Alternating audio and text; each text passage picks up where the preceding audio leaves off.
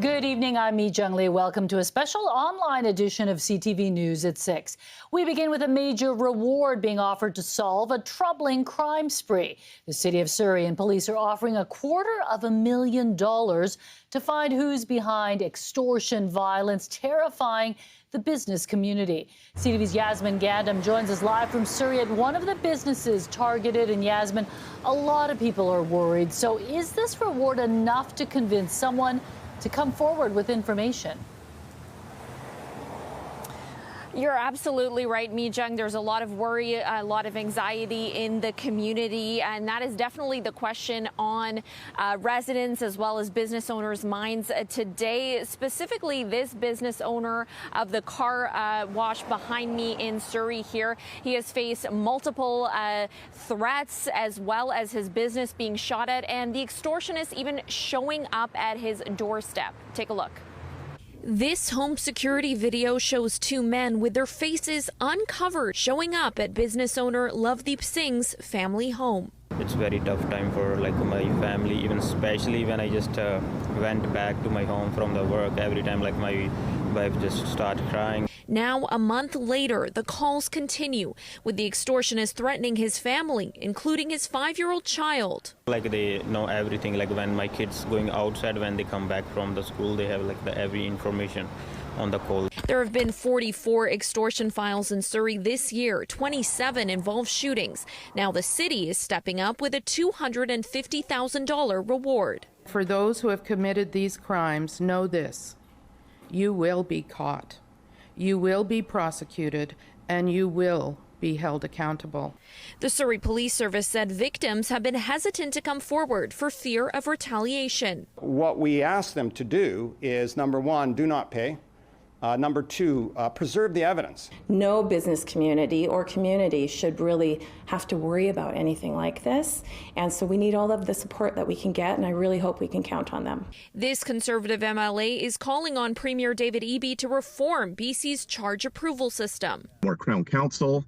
I would love to have dedicated Crown Counsel for this extortion case. I believe it's been asked for from the city and been turned down. For victims like Singh who have reported the ongoing threats to police, no arrests have been made despite the mounting evidence. They have specific everything clear, their faces, their phone number, and their vehicle number, everything. The police have all that. News that the extortion threats are unacceptable, and it will continue to work with the city of Surrey to bring justice.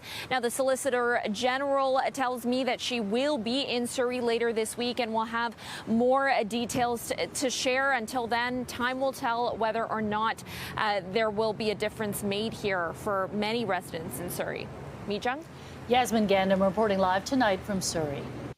A bomb disposal unit was called to Richmond this afternoon after reports of an explosive device inside an apartment.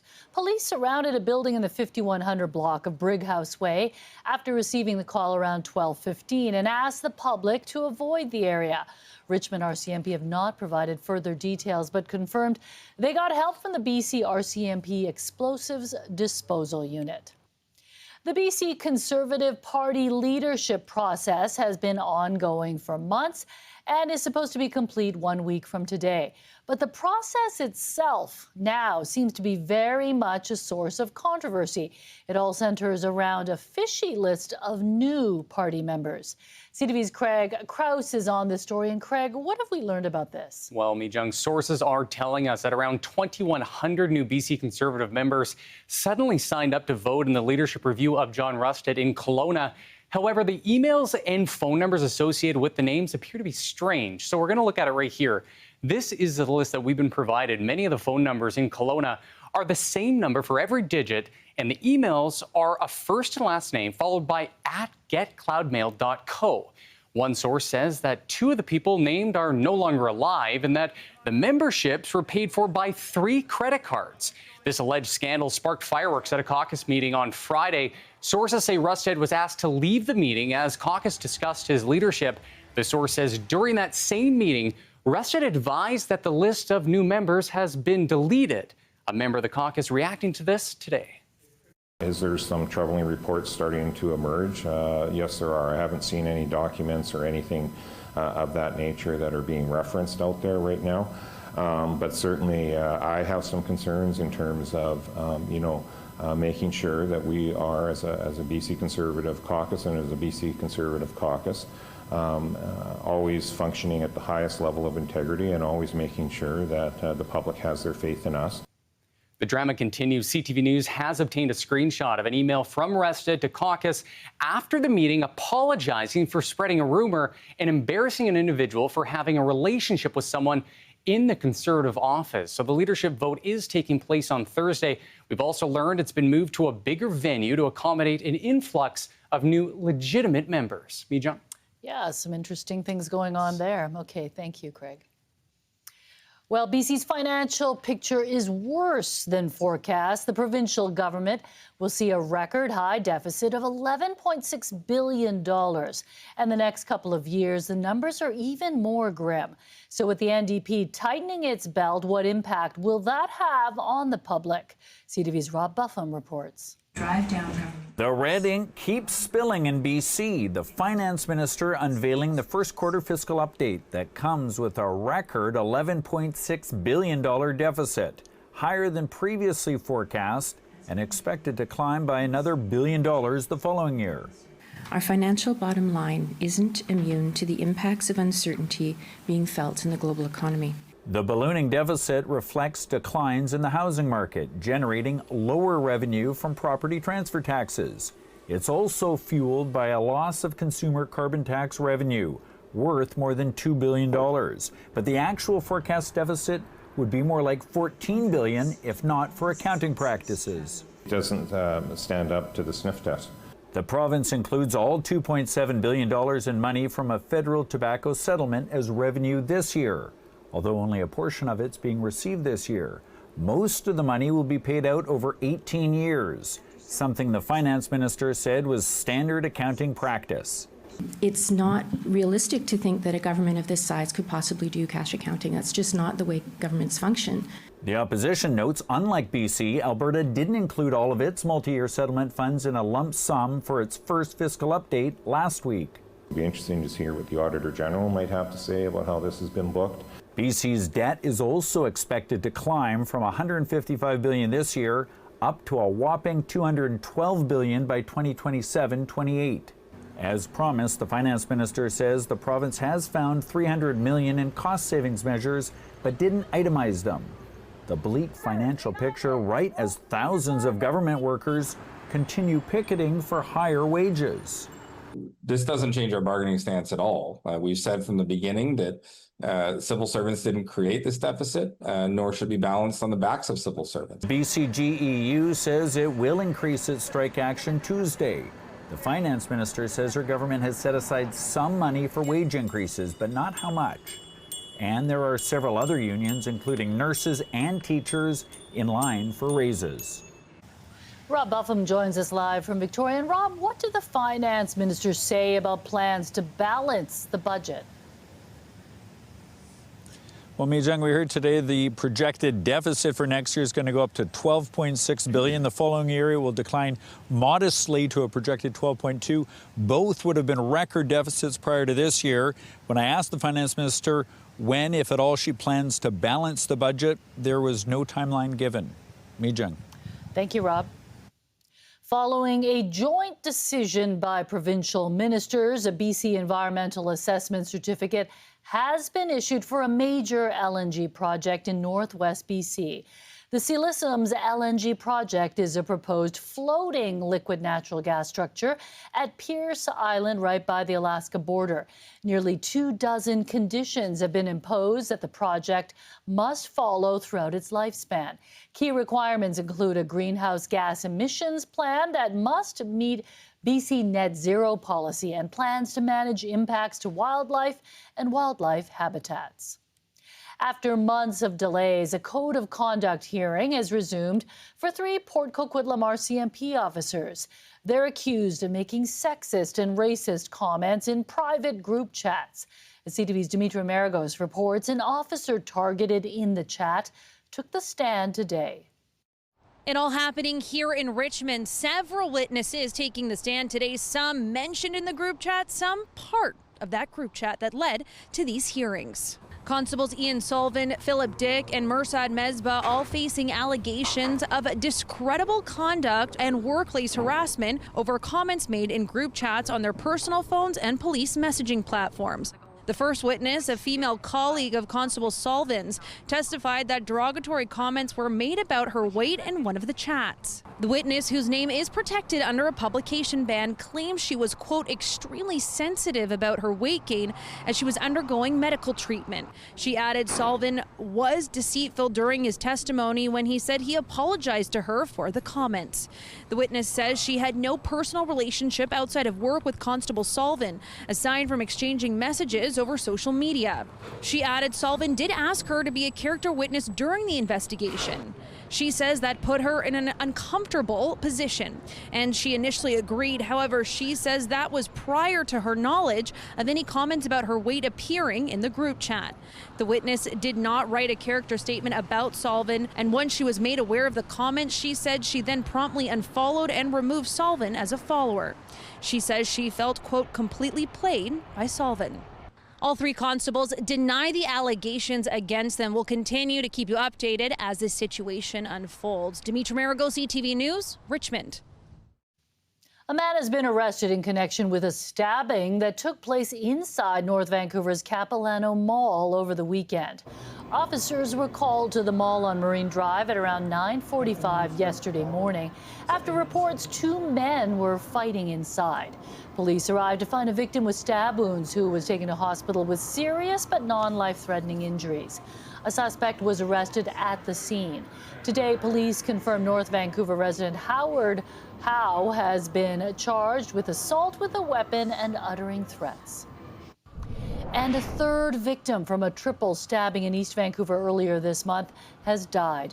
Police say 50-year-old Jin Feng Guan died Thursday in hospital. She was found with life-threatening injuries the afternoon of September 5th in an apartment near Vanessa and Spencer Street. 55-year-old Jiangui Deng and 54-year-old Chun Shu Yin were found dead shortly after at an apartment building 2 blocks away. 54-year-old Viet Quy John Lee has been charged with 2 counts of second-degree murder with more charges now under consideration. Lee remains in custody. An investigation is underway after a deadly late-night crash in South Vancouver. Crews were called to an industrial area near Main Street and East Kent Avenue just before 11 last night, where they found a car crashed into a concrete barrier. Police say the 58-year-old driver suffered grave injuries and later died. Anyone with information or dashcam video is asked to contact VPD. A Coquitlam mother and father were shocked to learn they were expecting triplets last year. Unfortunately, the babies were born severely premature, and one of their little boys is now facing a lifetime of health challenges. As CTV's Shannon Patterson reports, a promising stem cell program at Duke University in the U.S. could give their son a better quality of life. When Natalia Kubiak and Matt Gore learned they were pregnant, we were joking going into the ultrasound about how, it might be kind of exciting if we had twins. We always wanted 2. So when an ultrasound technician confirmed it was triplets, absolutely speechless. It was the biggest surprise of my life. Surprise turned to concern when Noah, Nolan, and Naomi were born last July extremely premature at just 25 weeks gestation. Things really took a turn for the worst about a month in when Noah was transferred to the BC Children's Hospital for emergency surgery. Unfortunately, his lungs collapsed. There was a very hard stretch of time where he wasn't able to get enough oxygen no matter what they were trying, which led to a brain injury. So from the brain injury, he's since being diagnosed with cerebral palsy. While Noah's brain injury can't be cured, there is promising treatment in the world of umbilical cord stem cell therapy. We're hoping with the stem cell therapy, Noah may be able to sit up unassisted.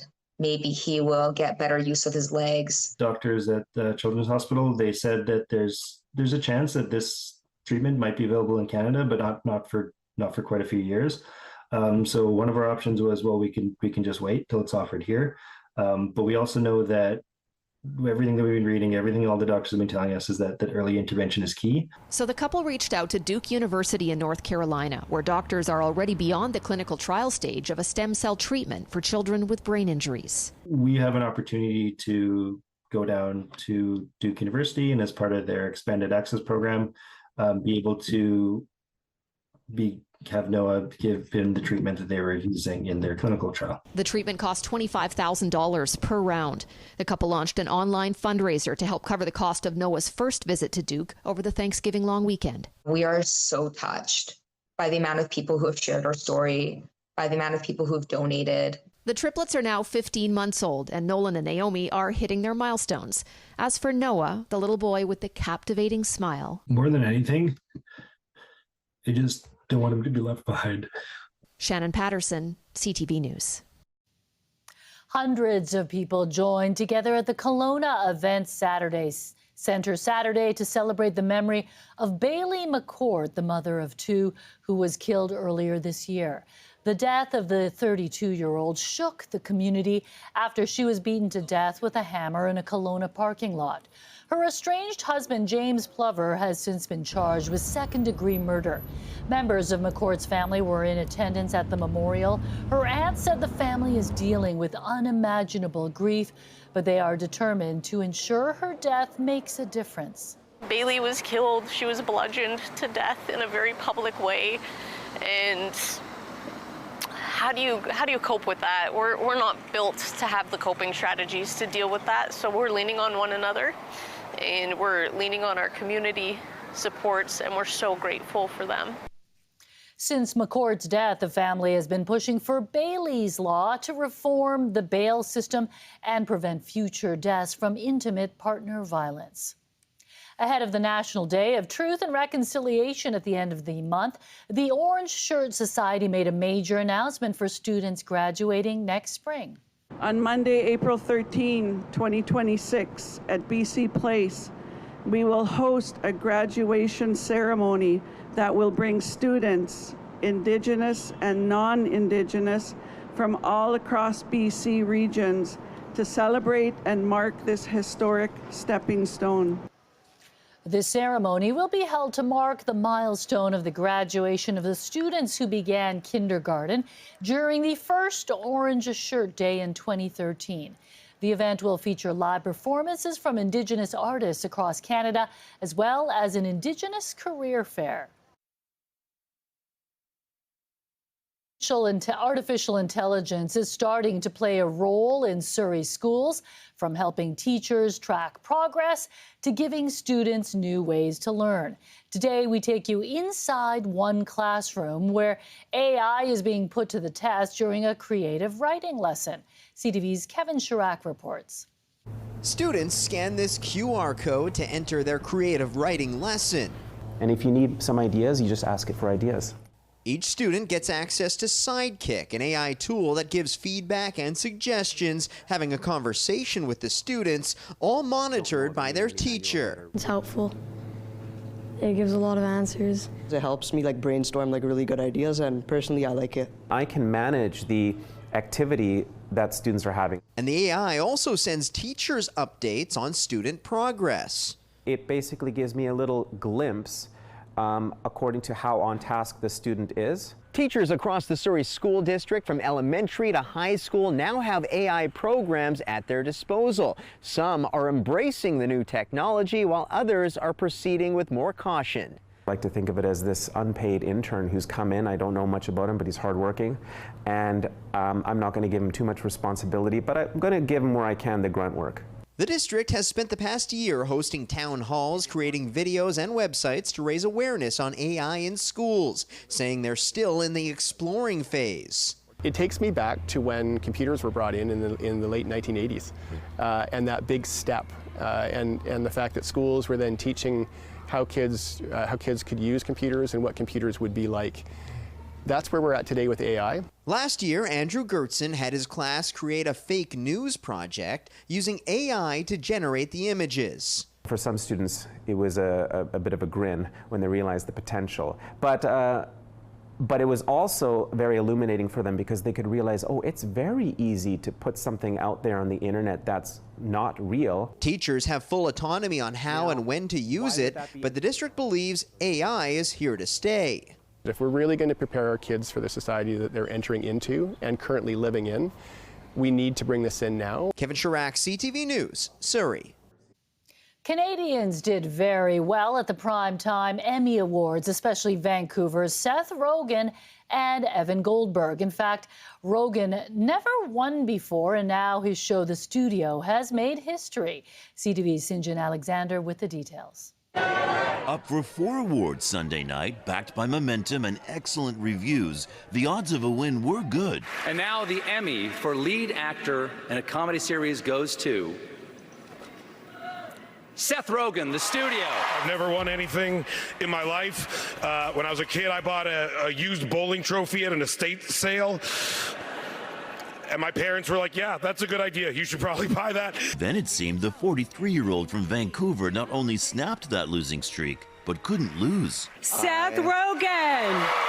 Nabbing Best Director for a comedy series with pal Evan Goldberg, also from Vancouver. The friends met at Point Grey Secondary. I think we share this, which is pretty cool.